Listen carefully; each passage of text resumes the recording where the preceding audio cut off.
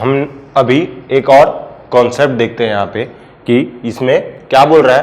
Question पढ़िए वाला कि what is the probability of having 53 Sundays in a year 2020 और 2019। यहाँ पे हमें दो दिए हुए हैं पार्ट्स। इसमें 2020 में हमने 53 संडेज आने की प्रोबेबिलिटी निकालनी है और 2019 में। तो बताइए कैसे निकालेंगे। इसमें हम लोग को ये मैंने क्वेश्चन क्यों लिया है, क्योंकि मुझे यहां पे एक चीज बतानी थी। लीप ईयर आप सबको पता है, लीप ईयर में क्या होता है 366 डेज होते हैं लीप ईयर में। और जो नॉन लीप ईयर होता है उसमें कितना होते हैं, नॉन लीप ईयर में कितने डे होते हैं 365 डेज। तो 366 डेज होते हैं लीप ईयर में और नॉन लीप ईयर में 365 डेज। आप एक काम, और हमारे पास एक वीक कितने का होता है 7 डेज का क्या होता है 1 वीक होता है। मंडे से लेकर Monday, Tuesday, Wednesday, Thursday, Friday, Saturday और संडे। तो 7 डेज होते हैं हमारे एक वीक में। तो कितने वीक्स आएंगे 366 डेज में और 365 डेज में। तो आप एक काम करो, इसको डिवाइड करो 7 से। तो आप देखोगे कि 7 से इसको डिवाइड करेंगे तो क्या बनेगा, इसको ऐसे डिवाइड करते हैं, क्या होगा 366। तो 7 से डिवाइड करेंगे तो क्या आएगा 7 5 35, बचा कितना 1, इधर से 6, तो ये आ जाएगा 7 2 जा, बचा कितना, ये कितना हो जाएगा 14, और रिमाइंडर जो आएगा वो कितना आएगा आपके पास, रिमाइंडर इज 2, रिमाइंडर आपके पास 2 आ जाएगा। यहां पे जब रिमाइंडर 2 आ जाएगा तो इसका क्या मतलब है कि 52 क्या है हमारे पास वीक्स है, और क्या है एंड ये 2 क्या है डेज है, क्योंकि 7 क्या था वीक था। तो हमारे पास 2 रिमाइंडर आ गया, मतलब 7 मतलब days, 1 week equal to 7 days. तो यहां पे अगर ये 7 होता तो ये डिविजिबल हो जाता, अगर ये 7 होता रिमाइंडर में तो डिविजिबल हो जाता। तो यहां पे 7 डेज होता तो डिविजिबल हो जाता, यहां पे 2 डेज है इसलिए डिविजिबल नहीं हुआ। तो रिमाइंडर क्या होगा हमारे पास डेज आ जाएगा। तो ये 2 डेज आ गए हमारे पास किसमें, लीप ईयर में, 52 वीक्स एंड 2 डेज। ये आपको पता होना चाहिए कि लीप ईयर में 52 वीक्स होते हैं और एक्स्ट्रा 2 दिन हमारे पास आते हैं लीप ईयर में। सिमिलरली अगर 365 को आप डिवाइड करोगे 7 से तो क्या आएगा, ये आएगा 5 से तो डिवाइड होगा ही पहली बार, तो 35, बचेगा 1, बचा 5, अब 2 से मल्टीप्लाई करो तो 14, और रिमाइंडर क्या आएगा यहां पे आपके पास 1। तो यहां पे क्या होगा 52 वीक्स एंड 1 डे एक्स्ट्रा। यहां पे 52 वीक्स और 1 डे एक्स्ट्रा। तो अभी हम लोग क्या बोल सकते हैं कि ये जो टोटल डेज है मंडे से लेकर संडे तक, Monday Tuesday Wednesday Thursday Friday Saturday Sunday, ये कितनी बार आए होंगे। अगर 52 वीक्स है तो ये 52 टाइम्स तो ये आएंगे ही, Monday Tuesday Wednesday Thursday Friday Saturday Sunday. और क्या बोल सकते हैं हम लोग कि 2 डेज और एक्स्ट्रा, जो 2 डेज एक्स्ट्रा है तो इनमें से कोई भी 2 कंसेक्यूटिव, या तो Monday Tuesday Wednesday Thursday Friday Saturday या सैटरडे संडे, ये एक्स्ट्रा आएंगे, ये एक्स्ट्रा आएंगे। ये इनमें से कोई भी 2 दिन क्या होंगे 53 टाइम्स आएंगे, सिर्फ 2, और बाकी जो 5 बचेंगे वो कितने बार आएंगे, सिर्फ 52 बार। और हम लोग यहां पे क्या बोल रहे हैं, अगर हमारा नॉन लीप ईयर हुआ तब क्या बोलेंगे कि 52 वीक्स है तो 52 टाइम्स तो हमारे पास मंडे से लेकर संडे आएगा ही आएगा, और उनमें से 7 में से कोई एक दिन क्या होगा 53 बार आएगा, क्योंकि एक डे एक्स्ट्रा आ रहा है हमारे पास। यहां से हम लोग अब हमारे क्वेश्चन पे आ जाते हैं। ये हमने कॉन्सेप्ट देख लिया, ये कैसे होगा मंडे से लेकर। जब आप ये क्या है 2020, आप देखोगे इस बार आप 2020 में फरवरी में लीप ईयर में क्या होता है, लीप ईयर में हमारा फरवरी में 1 डे एक्स्ट्रा होता है।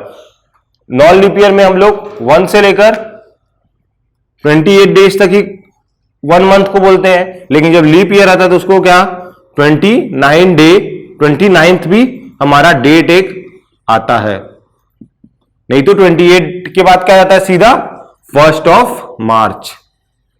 लेकिन लीप ईयर में क्या होता है 29 के बाद 1 मार्च आएगा, तो एक दिन एक्स्ट्रा आता है उसमें। तो इस साल 2020 क्या था हमारा लीप ईयर था।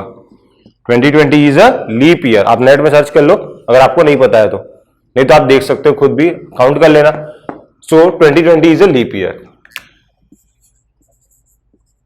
जब 2020 आपका लीप ईयर है तो हम लोग काम करते हैं पहले वाले के लिए सॉल्व करते हैं, पहले 2019 के लिए, नॉन लीप ईयर के लिए। नॉन लीप ईयर मतलब 365 डेज। 365 डेज हमें क्या इसका निकालना है, संडेज निकालना है। 365 डेज है तो 52 संडेज तो आएंगे ही आपके, ये तो फिक्स है, ये सारे ही डे के लिए फिक्स है कि 52 संडेज, 52 मंडेज, 52 वेडनेसडे, 52 सैटरडे तक सारे तो आएंगे ही आएंगे। ठीक है, अब हम लोग एक 1 डे एक्स्ट्रा हो रहा है, इसमें 1 डे एक्स्ट्रा हो रहा है, 1 डे एक्स्ट्रा, 1 डे एक्स्ट्रा है। अगर ये बॉक्स मान लेते हैं, एक ही बॉक्स है और इस बॉक्स में इन 7 को घुसना है, तो क्या होगा, इन 7 को घुसना है तो या तो ये भी घुस सकता है, या तो ये, या तो ये, या तो ये, या तो ये, या तो ये, या तो ये, तो इनको, लेकिन जगह कितनी है, एक ही की जगह है, 1 ही एक ही एक्स्ट्रा है।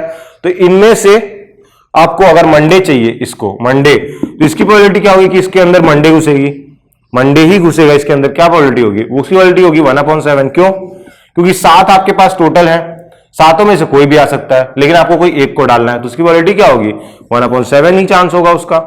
वैसे ट्यूसडे का क्या होगा, उसका भी 1/7 होगा, तो वो संडे का क्या होगा, वो उसका भी 1/7 होगा, क्योंकि टोटल हमारे पास कितने 7 है और जगह कितनी है हमारे पास 1, तो एक के आने की प्रोबेबिलिटी कितनी होगी 1, एक के आने की प्रोबेबिलिटी 1।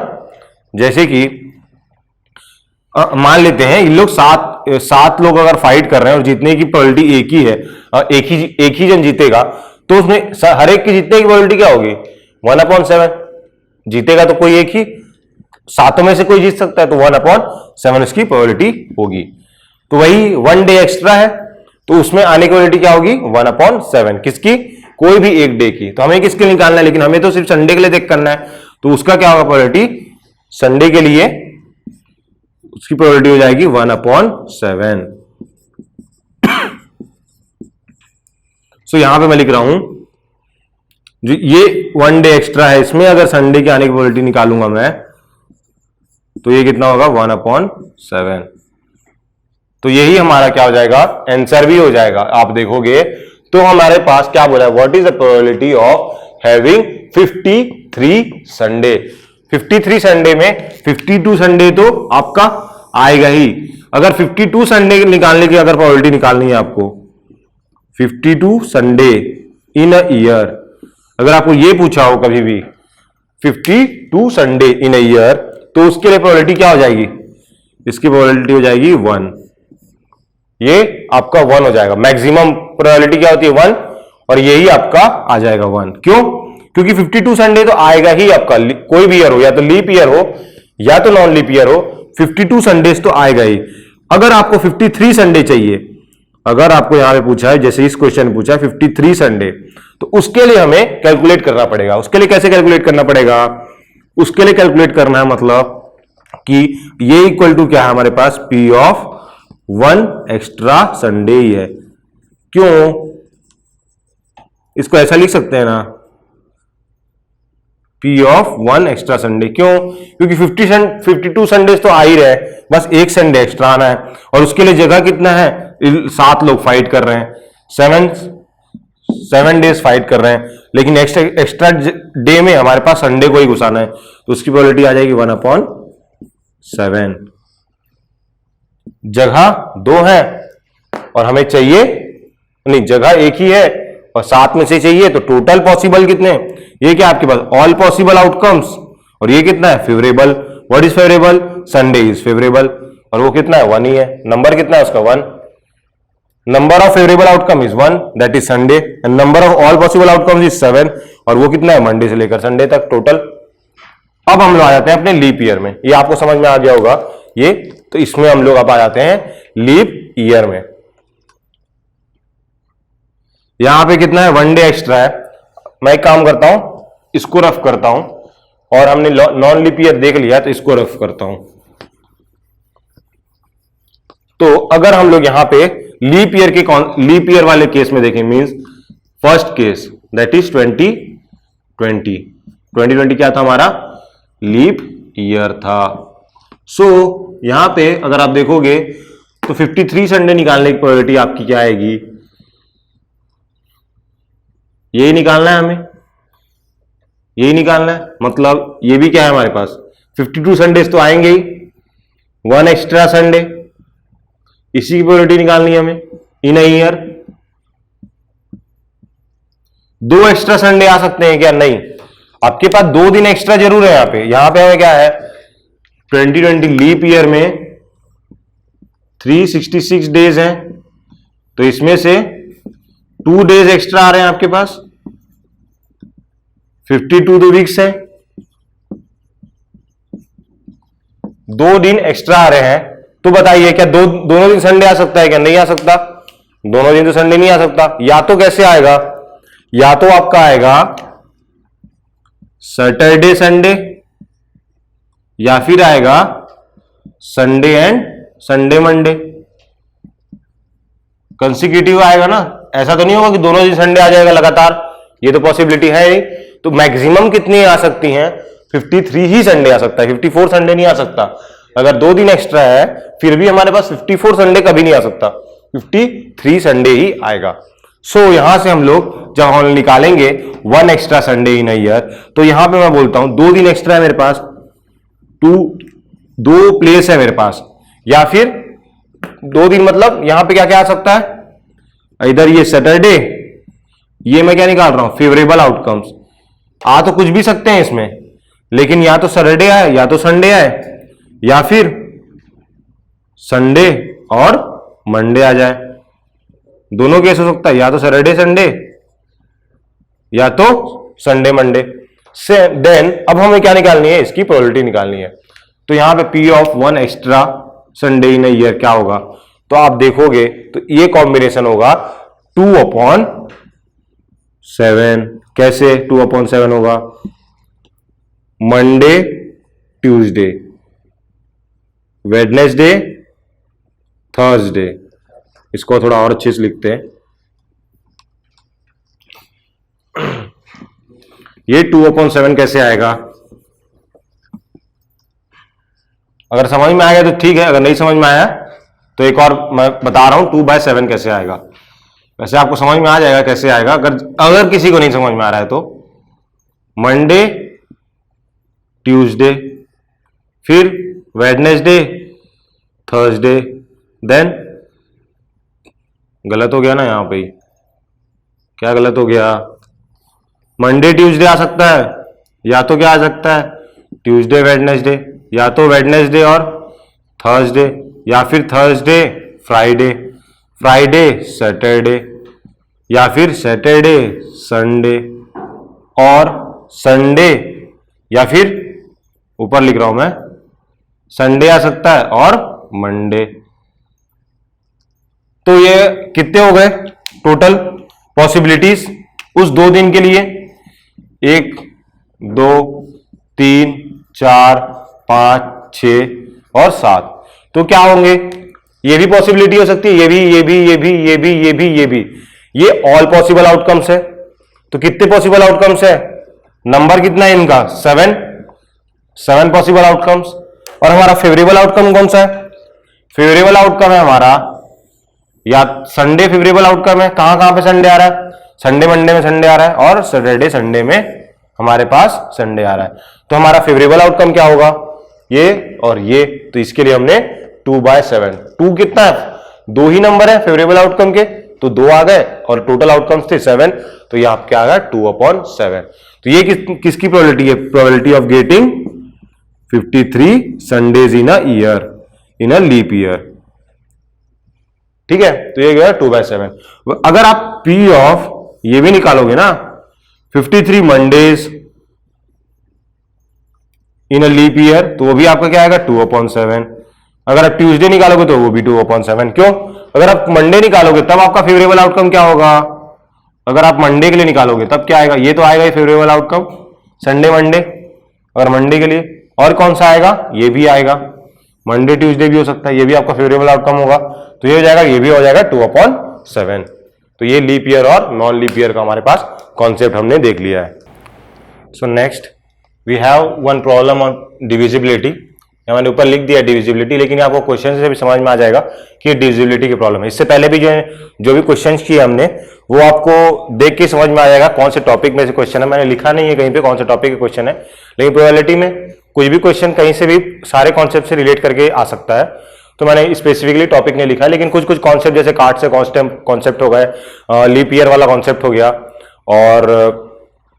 और भी जो कॉन्सेप्ट है इवेंट्स वाले अलग अलग डिफरेंट कंडीशनल प्रोबेबिलिटी के क्वेश्चंस, बेस के क्वेश्चन, अलग अलग हमने टाइप्स सारे कवर कर लिए हैं। और उसी की कड़ी में एक और हमारे पास ये डिविजिबिलिटी वाला भी क्वेश्चन आता है, तो इसमें देखते हैं क्या है। क्या क्वेश्चन क्या बोला है, find the probability that first 200 natural numbers are divisible by 6 और 8।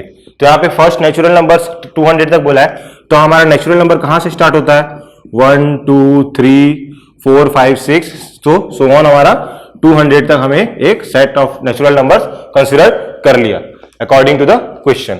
अब हमें क्या बोल रहा है कि इसमें से चेक करना है कि कितने नंबर्स प्रोबेबिलिटी निकालनी है कि डिविजिबल बाय 6 और 8 की, मतलब probability that this numbers will be divisible by 6 और 8।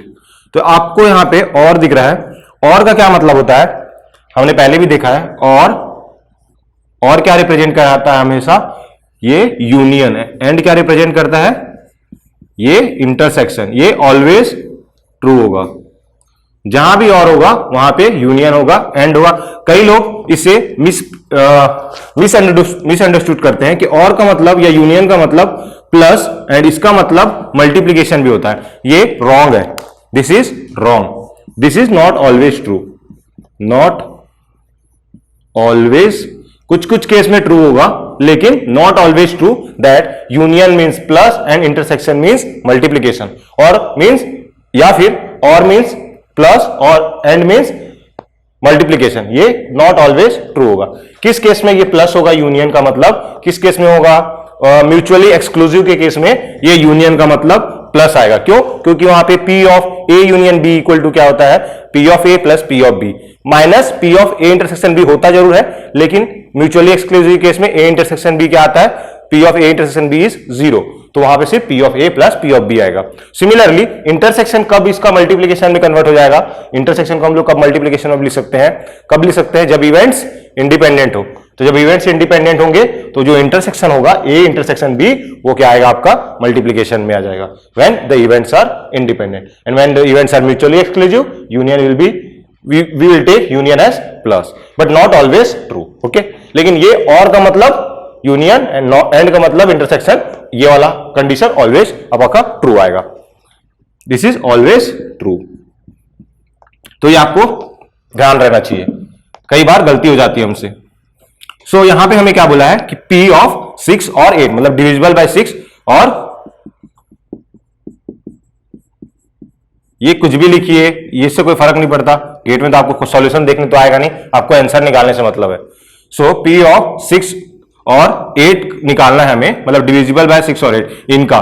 तो आप देखोगे कि फर्स्ट जो 200 नेचुरल नंबर्स है, तो हम लोग देखेंगे कि 6 से कितने नंबर्स डिवाइड हो जा रहे हैं, जैसे यहां पे 1 2 3 4 5 6, ये पहला नंबर कौन सा होगा जो डिवाइड हो जाएगा 6 या 8 से, 6 हमारा पहला नंबर होगा जो डिवाइड हो पाएगा। सिमिलरली अपने पास क्या होगा 6 और 8 में सेकंड नंबर क्या आएगा, आपके पास 8 आएगा जो डिविजिबल होगा इन नेचुरल नंबर में से। सेकंड नंबर आपका सेट में कौन सा आएगा, जो हमारे फेवरेबल आउटकम्स है, what I am counting favourable outcomes. Total outcomes तो आपके पास ये है, इनमें से सारे लेना है अपने को प्रोबेबिलिटी निकालनी है, तो फेवरेबल अपने पास क्या है, set, favourable set is 6 and 8।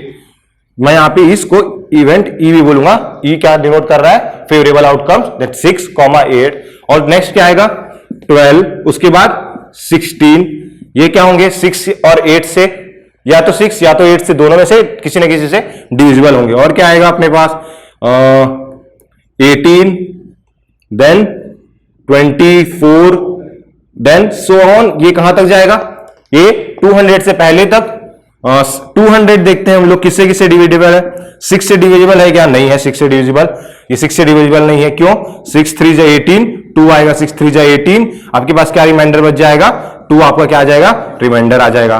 तो लास्ट नंबर जो 6 से डिविजिबल होगा इस सेट में वो कौन सा होगा आपके पास, 6 3 जा 18, 8 कैरी 1, 6 3 जा 18 8 और 1 एक आ जाएगा 198, क्या होगा, divisible, last number to be divisible by 6 in this set. और last number to be divisible by 8 क्या होगा आपका ये सेट में, तो 200 क्या 8 से डिविजिबल है, ये क्या होगा 8 2 जा 16, आपको बचा है कितना 4 8 5 जा, तो ये 200 क्या होगा आएगा हमारे पास फेवरेबल आउटकम में, क्यों, क्योंकि वो 8 से डिविजिबल है।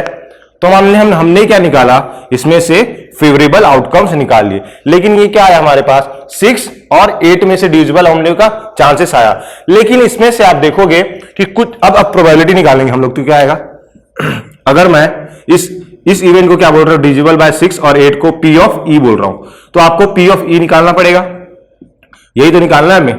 तो P ऑफ E क्या होगा हमारे लिए, P ऑफ E होगा ये टोटल नंबर जितना भी इसका नंबर होगा, मतलब P ऑफ जो भी N ऑफ A